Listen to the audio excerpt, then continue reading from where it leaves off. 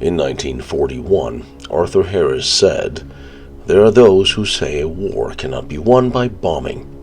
To those I say it has never been tried, and we shall see."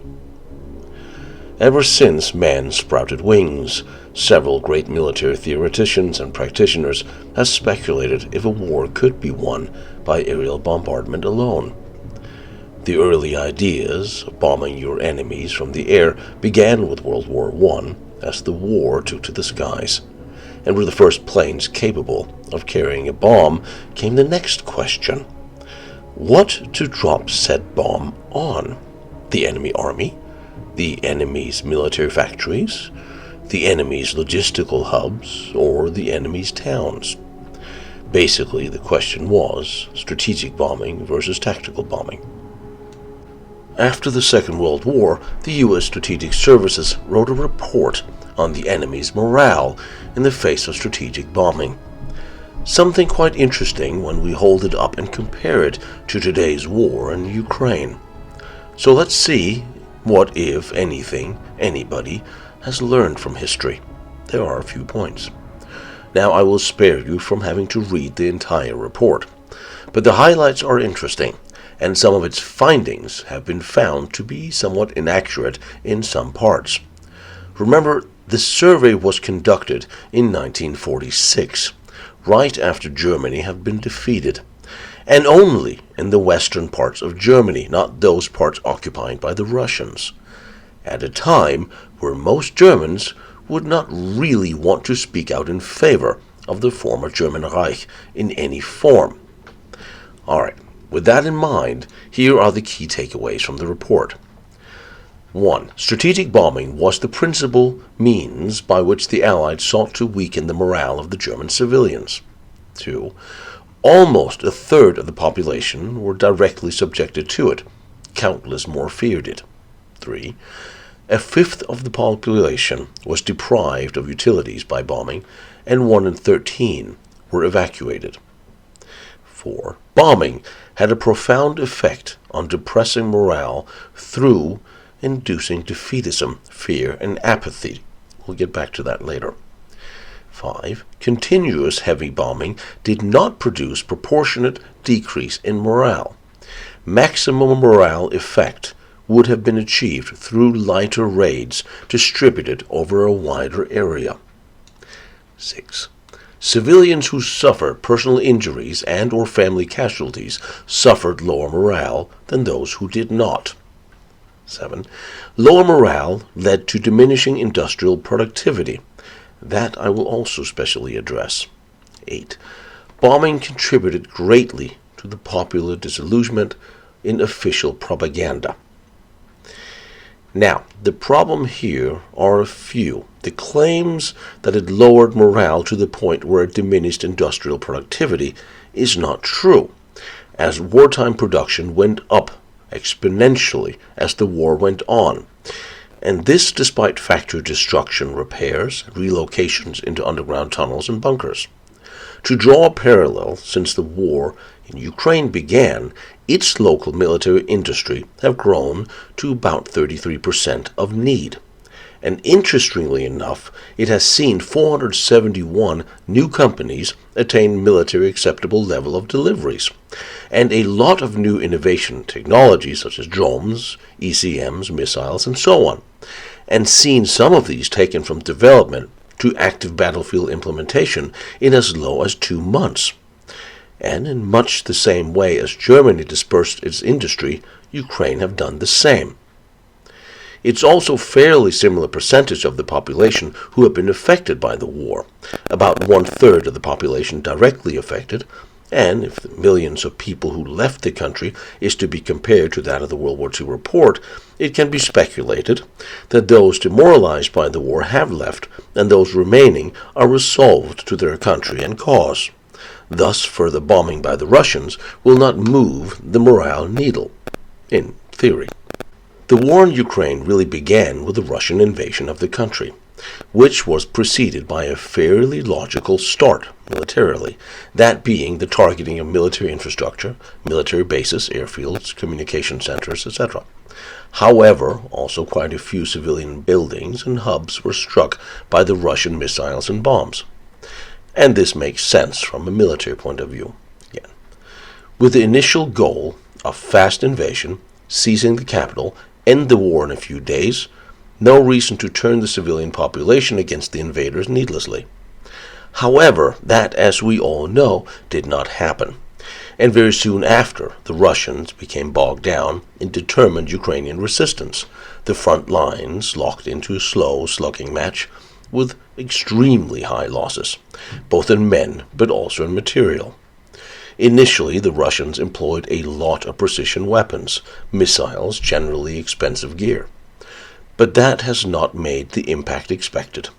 And despite the Russians' best effort to delete Ukrainians' abilities to fight, the country is still fighting, and increasingly bolstered by foreign military donations, as we all know. International brigades have sprung up, and even the country's own weapon production is up to some 33% of demand. And after nearly 3 costly years of war, the Russian army is conscripting convicts, wounded, men far too old to serve, using nearly Second World War standards of mass attacks and force to get them to the front line, and the tactical bombing has made little impact on Ukraine or its population's will to resist. So the next evolution, as we have seen in many wars before, is the bombing of civilian infrastructure in order to erode morale. During this last autumn and winter, heavy strikes against power plants especially began. And I want to analyze how that historically has affected the outcomes of war. Can you bomb a country's population into submission? Strategic bombing is aimed at eroding an enemy's will or ability to fight and resist, by specifically not targeting the enemy in the field, but the civilian infrastructure, production hubs behind the lines. We saw that whole scale during the Second World War. World War I saw relatively little damage done by German Zeppelins and planes who dropped bombs on London. French planes dropped a few bombs on German towns, but given its novelty, it saw quite a lot of horrified civilians, as for the first time ever, bombs were dropping from the sky. Now, during the Second World War, however, as you might know, that was a change in most horrific ways. The Allies dropped 2.7 million tons of bombs on Germany, killing almost 630,000 civilians, wounding over 700,000, and leaving 7.5 million homeless. Yet despite this staggering number, German morale never really wavered from this. And given the frequent, almost daily bombing runs on German towns and larger industry, German absenteeism from the workers from 1944 was only 4% due to Allied bombing. So no real effect on morale had an effect on German output, which grew continuously during the war until early 1945. And all the bombing the Germans did of the British mainland in 1940 caused the British 5% loss in productivity, and that was made up by 1941. The workers which were affected by heavy bombing returned to work within 2 to 3 days in most cases. Many Germans who had endured bombing had privately accepted that the war was lost, but never failed to show up for work or stopped fighting. Even Hermann Göring knew it was over, as he later said, when he saw 1,000 bombers with fighter escort over Berlin. He knew it was over, yet he too kept up the fight. The Vietnam and Korean War also saw large population centers destroyed, even if starting the wars by trying to hit the enemy in the field with tactical bombing.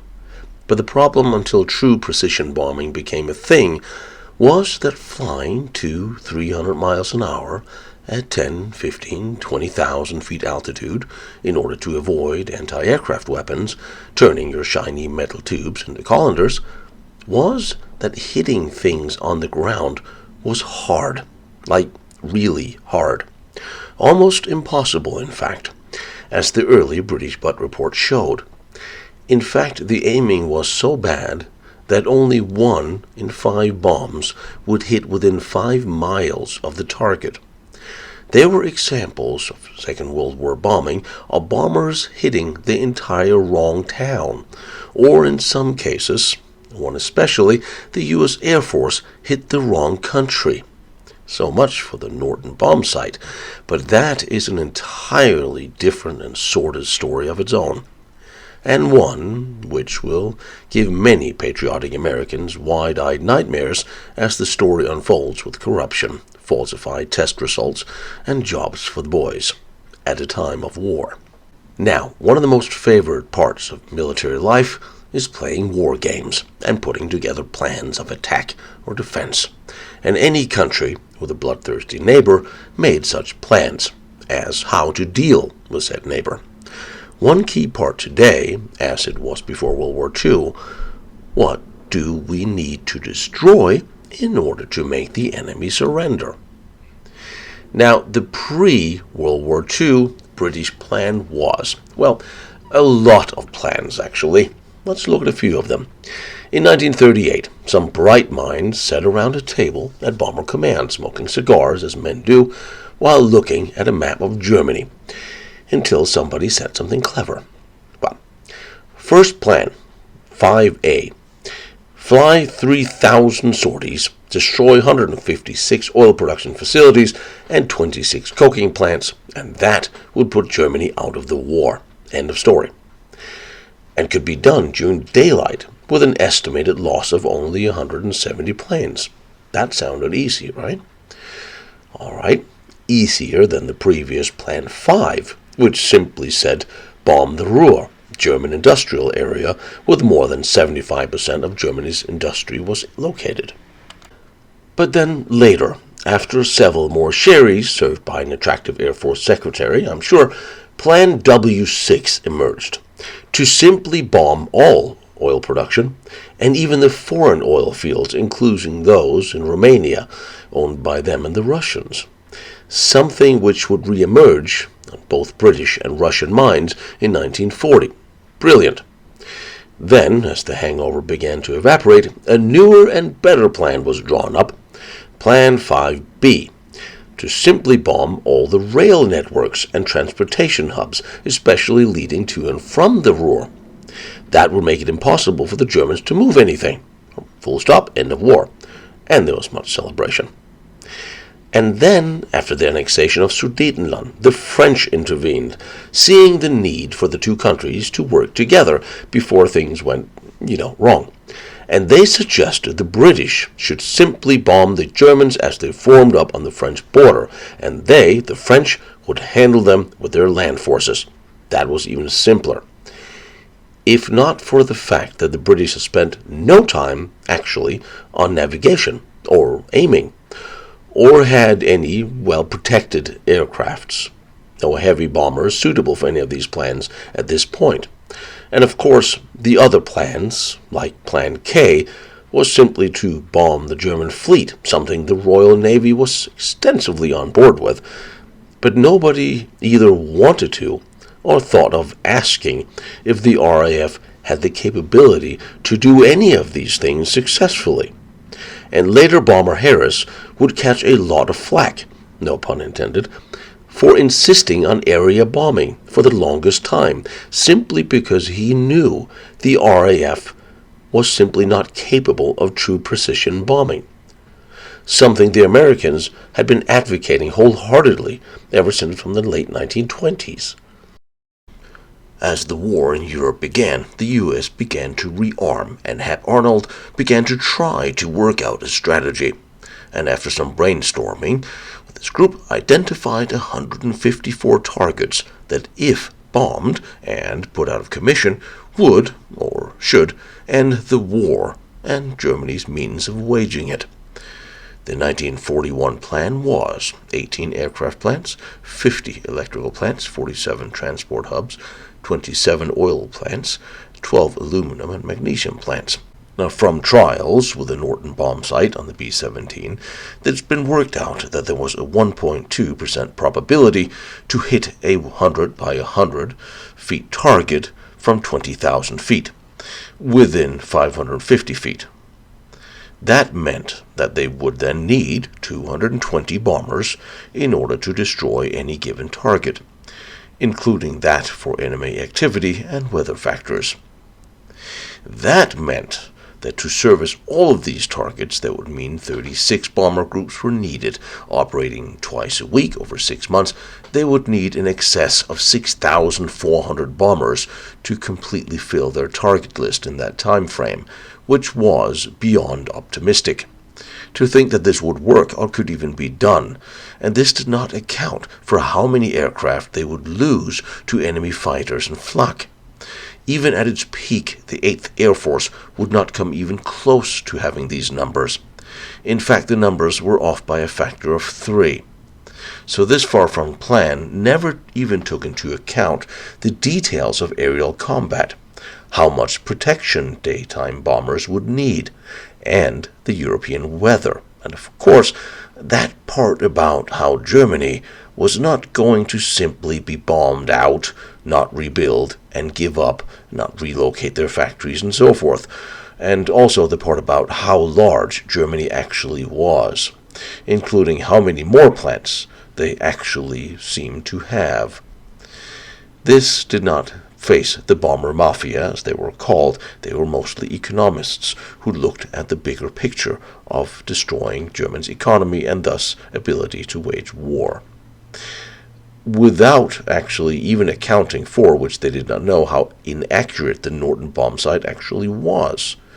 And the worst part was an American repetition of their World War I part, where they would not learn from or incorporate any of the lessons learned by their British allies, which they had paid dearly for over the first 3 years of war. And it would therefore take an enormous effort to put the 8th Air Force into the right shape for that fight, and cost a lot of dead air crews to boot, and gunners now learning that it was practically impossible to hit a German fighter closing at them at a combined 800 miles per hour. And then there was the problem which now began to appear, that they simply could not hit the target. The CEP was not 550 of target, but over 1,000 feet. In fact, in 1944, of the bombs dropped, only 38% landed within 1,000 feet of the target, and in 1945 that number had only risen to 56%. During the Schweinfurt raids, of every 1,000 bombers, only 16 of them would be able to land their bombs within 1,000 feet of the target, occurring enormous losses, and 85 planes would miss the target zone entirely. The bomb sight was tested initially at 12,000 feet, but the planes needed to fly over 20,000 to avoid flak and German fighters, making it nearly impossible. And, of course, of the 900-plus days of bombing war in the European theater, only 190 of them were clear enough for the bomb sight to actually be used due to cloud cover. At the end of the war, the numbers were 7,400,000 bombs dropped at a cost of $30 billion US 1945 dollars. 70% of them landed more than 1,000 feet from their target, by a bomb sight which was 25 years under development and construction and cost the same as half of the Manhattan Project. Today, the Ukrainian military is citing a target hit rate of roughly 90%, which is extremely impressive, but given the majority of their current ordnance are drones with cameras, it is actually plausible. The Russian military department did not feel they needed to provide me with their numbers, but it appears that by the increased use of older, cheaper weapon systems, and the number of munitions landing in civilian areas not near any recognizable military target, their current effort is more reminiscent of a scattered strategic campaign targeting their enemy's morale. Aerial bombing was imagined to be the very worst of war, and something civilians should, by the laws of war, be protected from. Thus the Americans put great emphasis on precision bombing, at least until they later didn't, because it turned out the Americans could also not hit the targets initially, despite flying in broad daylight with the subsequent high losses. Also, the imagined destructiveness of aerial bombardment and the expected lack of morale was extremely exaggerated, as the world would later soon learn. But certainly the scare was used to increase the various forces' budgets. No different from today, really. Now, what to bomb is important, yet the Allies never really had materialized a dedicated plan for what to target until 1944. So these deliberations are being made by all sides, of course, and it is interesting to watch the evolutions of the Ukraine war today, which started with a deliberate, fast-paced attack by Russian forces on Ukrainian military infrastructure, air defenses, systems of command and control, transportation, and military hubs, followed by several months of hard fighting until it seemed to be realized by the Kremlin that the Ukrainians were not going to roll over that fast and easy. And now, following years of fighting and attrition, the Russian aerial attacks remind a little more of that the British, the 1940 air war against the Germans, throwing a little bit of everything at a scattered assortment of targets and suffering vast losses doing it. Today, the scattered Russian attacks on civilian targets and power plants seems a little like what Bomber Harris would call a panacea target. It makes them feel good for having struck their enemy, but achieves very little. Churchill's bombing of Berlin achieved nothing but to piss off a lot of Germans, and Hitler especially, who would inevitably retaliate, costing tens of thousands of Britain's lives. Today the Russians are striking targets in Ukraine which have no effort on the war, but might make the Russians back home feel good that they're striking their perceived enemy. Unfortunately, all it does, from a military point of view, is strengthen Ukrainians' resolve and possibly motivate the Ukrainian military to begin hitting Russian targets such as oil refineries and airports, however using means far cheaper than the Russians' high-end missiles. But then, as now, countries will enter a war with a plan, and sometimes without a plan. Or in the case of the Russian invasion of Ukraine, a plan which should have seen a change of government within a week of hard-hitting, fast-paced driving into the capital, and instead have now seen years of attrition on especially the previous huge Soviet-era stockpile of armor and artillery, now run to an all-time low. So plans change, and more frustrated efforts have been put in place to keep fielding soldiers. I, as many, am under the impression Putin acted under rather flawed intelligence here, not unlike 𝐬𝐿 when he confidently declared to Hitler his 4,000 fighters and bomber force would be ready to defeat England within weeks, only to then find out he barely had 700 frontline planes available for the theater. Or the British bomber force, who began the war with 7 conflicting war plans, and lost half of their number in the first 2 years of war. They had never prioritized navigation, and for whom night fighting was an entirely alien concept, while flying woefully inadequate underpowered and underarmed airplanes during the day, only to be savaged by German Me-109s. But they believed they were making an effort. They bombed the Germans for years, believing they were contributing to the ending of the war and defeating the enemy, until some really clever lad in Whitehall thought it interesting to commission a study of the damage they had done, which became the Butt Report. Only delivered with a crate of Pepto-Bismol and a suicide capsule. It was not good. It was very, very not good.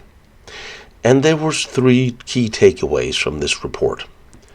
70% of the aircraft missed their target by 5 miles. 60% of all aircraft hit something else entirely, only 5% of all sorties actually reached their target, as in finding the right target, regardless of them actually hitting it. Now, of course, this report was met with constipation and kept secret from the pilots for a long time. It was seen by some as reason to stop the campaign entirely, but by others, such as James Portal, he wrote up a pragmatic concept of bombing German heavy industry and the workers' housing, i.e. German cities, and expanding the bomber fleet to 4,000, and began to train dedicated navigators for the first time as well. And I'm sure it was with some vengeance at heart for the previous years of bombing of British cities. Now at this time I have to insert a reminder that in war, as many times in life, one wrong often makes another wrong, and from there a spiral of bad choices. Hitler had initially given strict orders for the Luftwaffe to not bomb British cities, and only focus on the military infrastructure. Now he had not before had qualms about doing such. Previously he had bombed Warsaw and Rotterdam. However, he had always tried to avoid war with the British and was still hoping for a peace agreement. And he had sent these feelers out through many different channels, including the Swedish and American diplomats. However, Churchill would not hear of it, and refused any talks with the Germans. Then, on one foggy morning, one lone German plane dropped a stick of bombs on the outskirts of London.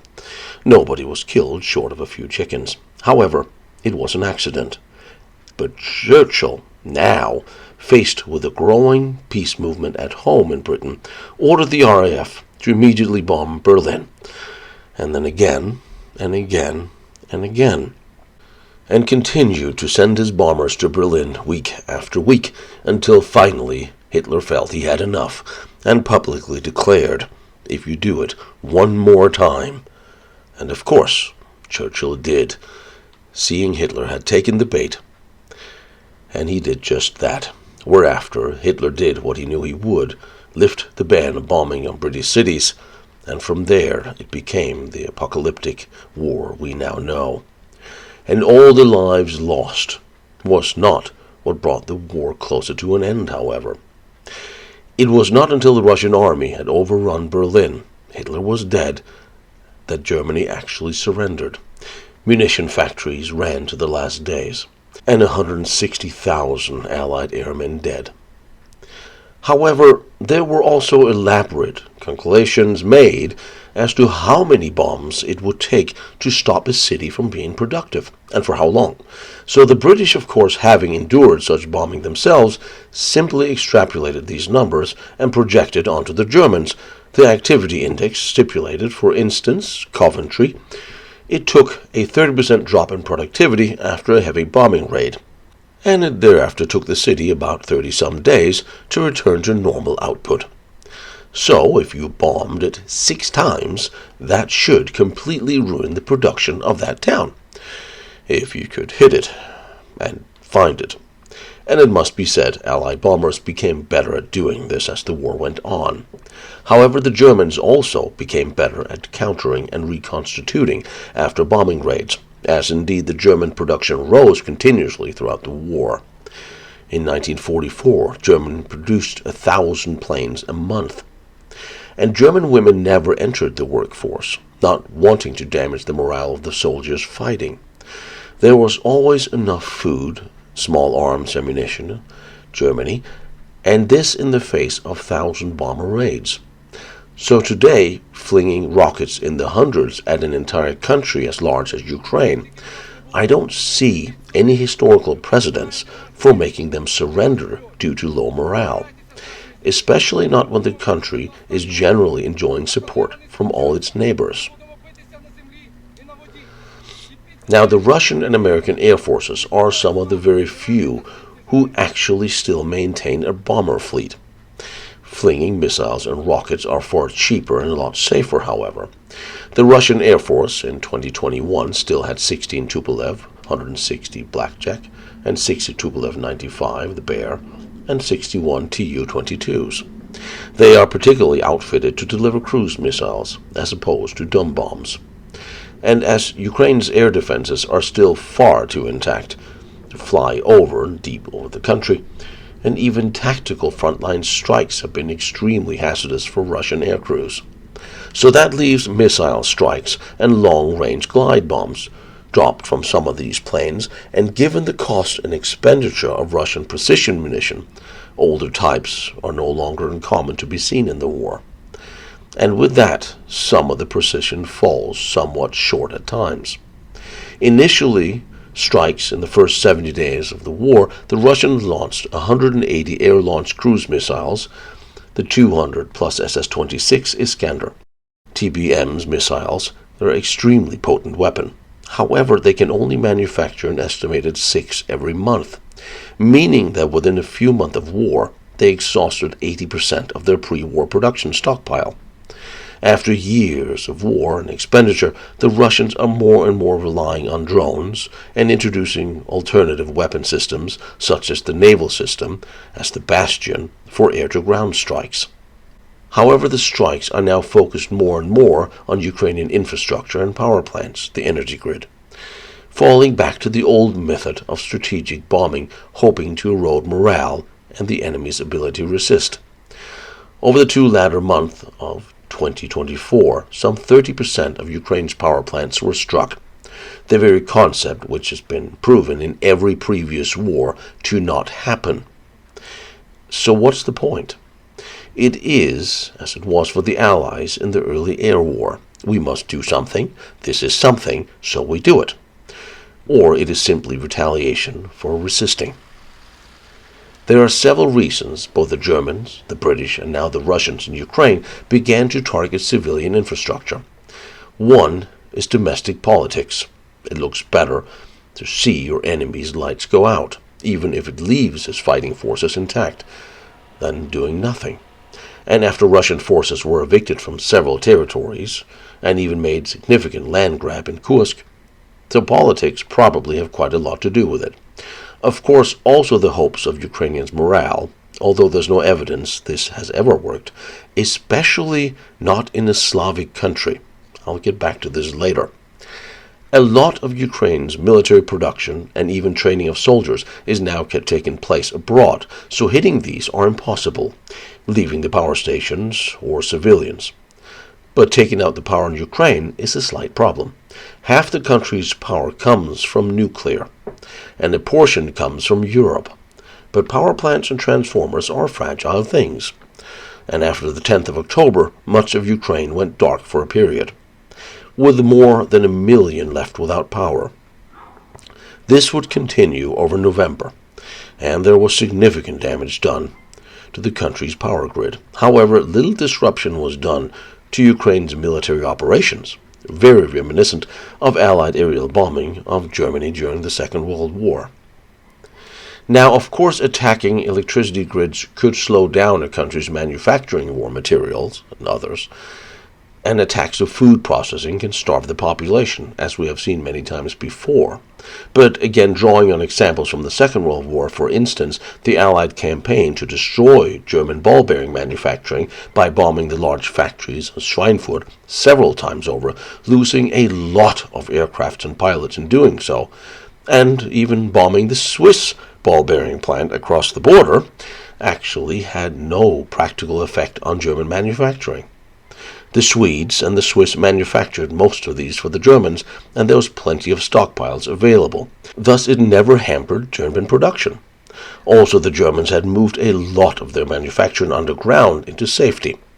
Now, of course, the relocations and cleanup after bombing raids did cost some production time, but as I stated earlier, German military production continued to grow until 1945. Now, I can't say if the Ukrainians have moved underground, because I do not know. But they are smart people, and I am sure they have decentralized important production.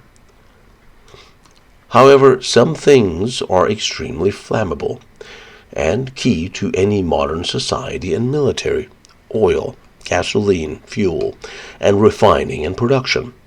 In 1944, the Allies had begun to hit German synthetic oil production, and by the end of 1944, every German plant had been bombed at least once, dropping production from 316,000 tons to 107,000 tons in June and August of 1944.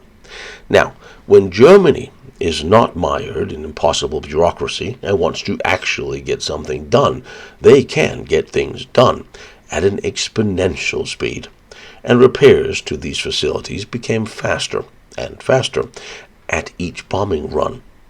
Take, for example, the huge Lünewerke synthetic oil production plant. With 30,000 employees, there was 10,000 of them dedicated to repairs. And the plant was bombed again and again and again. And then more. But the plant was 7 kilometers long and 3 kilometers wide. So even with the worst deficiencies of the Norton, they should be able to hit at least some parts of it, and they did. And there were over 6,500 sorties flown against it, dropping over 18,000 tons of bombs. And still, by the end of the war, it was operating. Instance, May 12th, it was bombed. May 22nd, it was back operating. May 28th, it was bombed. June 1, it was operating again. July 7th, it was bombed and put out of production. July 9th, it was operational at 53%. And that would continue, but you get the idea. The bombing of rail networks, however, did, towards the end of 1944, have a greater impact on military logistical transport, cutting it in half by December of that year. But the Allies already had near-air superiority, something the Russians does not enjoy in Ukraine, nor are missiles ideal to destroy railroads.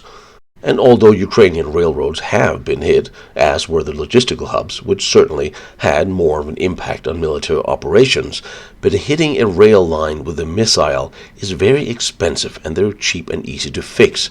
That requires more of a huge aerial bombing, which nobody in Russia really wants to send their planes in and do.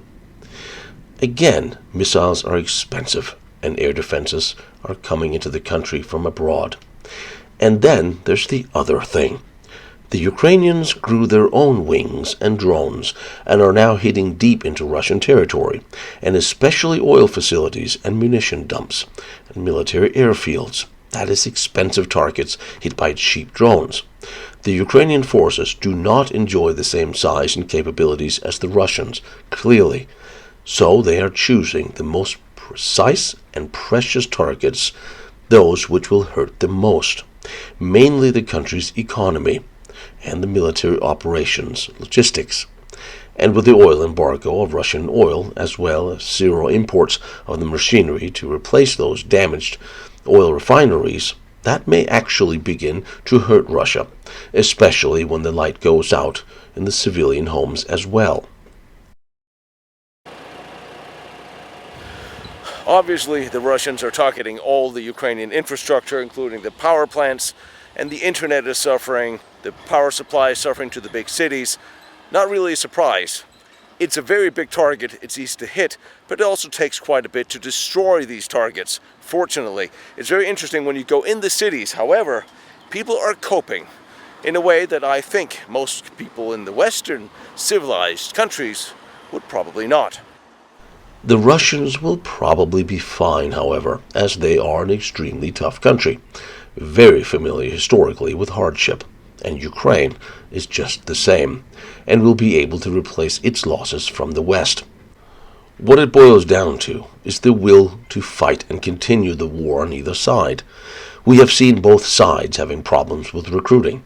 We've seen Russian soldiers chained together, led to the front unwillingly, and Ukraine have seen 1 million men leave to avoid conscription. But what of the civilian morale? 𝐬𝐻 was one of the first who speculated on the bombing of civilians as a key to destroying the enemy's morale to fight and to win a war. However, in the 1920s, his estimates were wrong by quite a lot, as his calculations as to how many bombs it would take to destroy a given target by square kilometers. Not until the Second World War did the level of 𝐬𝐻's thinking come close to materializing, and still after most German cities have been turned into rubble and many affected people through the war could not be won, that did not make them stop trying or fighting or going to work. And even in Japan, after 2 nuclear bombs were dropped, Tokyo had been firebombed and Russia had invaded Manchuria, only 68% of the Japanese population thought they were going to lose. Yet none of them was pushing for a surrender. On comparison, Germany lost an estimated 635,000 civilian casualties due to the Allied bombing campaign and cost the Allies 160,000 Allied airmen. At the time of June 2024, over 12,000 Ukrainians have been killed and over 28,000 wounded. Extremely distressingly, over 14,000 are being held captive, which must be significant breach of the rules of war, as all of these numbers were civilians. An interesting comparison is that the German blitz against London over 7 months killed 40,000 people, and it cost the Germans 2,265 aircraft lost and 3,363 airmen killed. But the V1 cruise missile attack cost 6,185 casualties with 17,000 wounded as the 2,419 V1s hit London, and cost Germany practically no losses other than a few killed at the launch sites that was bombed by the Allies. Most of these were French. And today we see in Ukraine is that the population is still overwhelmingly optimistic that they will win the war, just like the British did not give up to the bombings of their cities, and the Germans did not give up the fighting from the rubble of theirs. I don't see the Ukrainians give up just because bombs fall, or the lights go out, or their friends are killed by Russian missiles in the market. In fact, that is the one thing that historically has steeled a population's resolve, causing the very opposite effect. The British wanted revenge for Coventry and London. The Germans fought longer and harder after Hamburg and Dresden, and especially when it became known that the Allies would not let Germany surrender to the Allies only, and would probably be carved up and have everything seized after the war. In fact, Churchill and FDR spoke of whole-scale sterilizing on the Germans, faced with no way out. The Allied soldiers would now be faced with a far more determined and harder fighting enemy than they would have otherwise had the Germans been presented with a more lenient surrender. You can compare that to the Russians' term to the Ukrainians today. They want too much, making it impossible for the Ukrainians to actually surrender and cave in, handing over their country. So when Russian bombs kill civilians and openly speak of Ukraine not being an actual country, merely to again become a subservient region to a Russian empire, well, then they give nothing to the Ukrainians to give up for. Most Ukrainians are in favor of peace talks, but less than 23% are in favor of actually relinquishing any territories. Territories the Russians invaded and are now labeling theirs. The more demands you place on your enemy, and the more you seek to humiliate him, the harder he will fight. And traveling through Ukraine, I have not seen any signs of anybody willing to settle or give up their lands. And that is to me an interesting contrast. When I am in Kiev and the internet is out 20 hours a day, with no Wi-Fi, maps not working, and the power is out most of the day as well, after the large power plants were hit. For a long time there was no internet electricity here. No street lights, communication was hard. Yet life went on as always. People went to eat, went to work. They did not run into each other in the streets with the street lights out, and each shop put a little gas-powered generator outside their business, and they just went on with it. Just as during the Blitz, the British would make a pot of tea, so that if they were to die, at least they would die with a cup in hand. I truly admire people who can do this, because when I look around myself here in Los Angeles or many other Western countries, I dread to think the stream of therapists it would take to calm the young nerves if the internet went out for a month. or all the power, or they had to walk to the market to get water. The Slavic people have throughout history endured the most barbaric hardships and famines, wars and dictators. So terrorizing populations have historically always had the exact opposite effect than intended. And having seen on first hand the effects of the Russian invasion and the hatred their subsequent actions have inspired, it's hard to see even a coexistence anytime soon.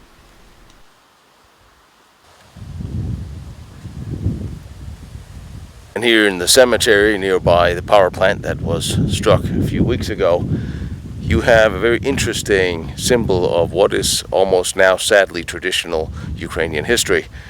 Here you have the fallen from the Second World War, and here behind me you have the fallen of the Holodomor, of the starvation campaign by the Stalinist regime in the early 30s, where millions and millions of Ukrainians were deliberately starved to death by the Russian and the communist authorities. Those of this city are still buried here. Next to those graves are the graves of those who fell in 2022, fighting the same enemies.